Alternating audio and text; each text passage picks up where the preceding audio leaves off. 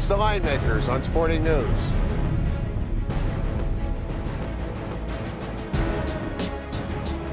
We got a classic shaping up in the Eastern Conference where the Pacers are taking it to the Heat. Welcome to the Linemakers on Sporting News. I'm Micah Roberts with Rick Heron. Rick, we've seen the Pacers play extremely well, give everything that the Heat won in this series, and now we're looking at the Heat only a minus 330 favorite, plus 270 back with the Pacers. And this was a price you had to lay with the Heat to win the championship just a few years ago. Right, a few weeks ago, you mean? Yeah. Well, I mean, yeah, it is shaping up to be a great series, Mike. I mean, you look at Game 1, 35 ties and or lead changes in Game 1 that ends a one-point game in overtime. Pacers, young Pacers team, give them all the credit on earth after losing Game 1 the way they did to come back and win Game 2 that was in a big Miami. Deal. Yeah, they believe that they can beat this team. Now, the 330...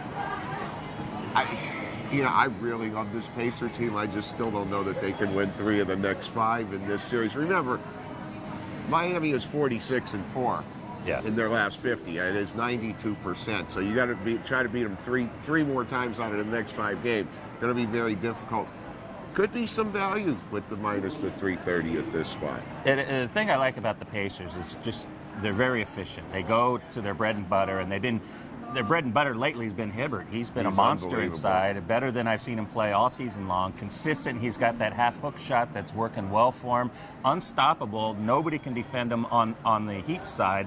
And David West has been good inside. And they don't rely on anybody to shoot outside. Every once in a while they take a shot, but it's not part of their arsenal like we saw with the Knicks, where they're do or die from outside. It's a nice amenity for the Pacers with the three-point shooting, but they keep to the basics, and I like that about them. The Heat had no answer for Hibbert, 29-10, and becoming much more of an offensive force. But we talked about Mike in Game 1, where George Hill and Lance Stevenson together didn't shoot it well.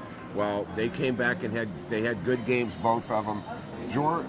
Paul George, Hibbert, and George Hill together were 25 out of 39 from the floor in Game 2 for 69 points. Wow.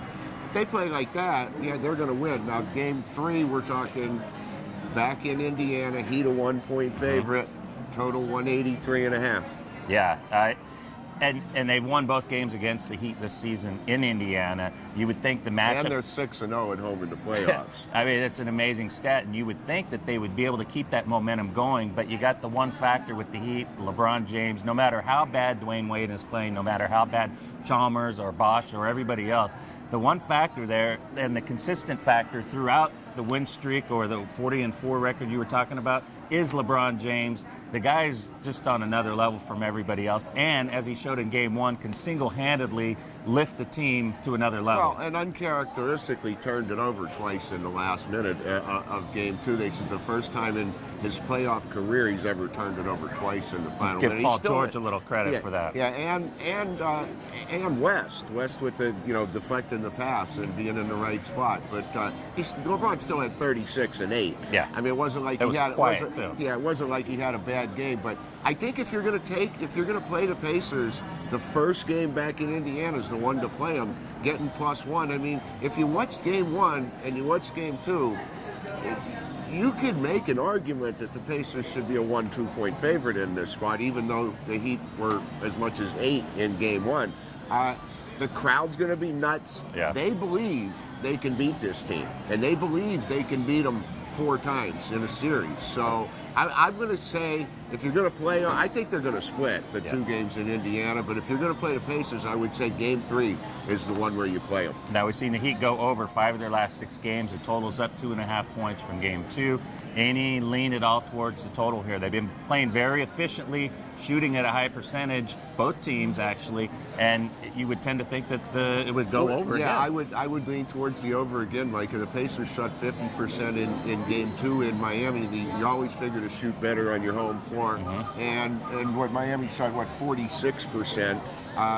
These two the Pacers are tremendous defensively, but when they get against the Heat, they seem to be willing to move it up and down the floor with them, and they go man to man. They don't double team. They're amazing to watch. But yeah, I have to lean towards the over also. All right, it's going to be quite a doubleheader in Indianapolis with the Indy 500 and Game 3 of the Eastern Conference Finals. Thanks for watching. We're looking at Pacers and the over here.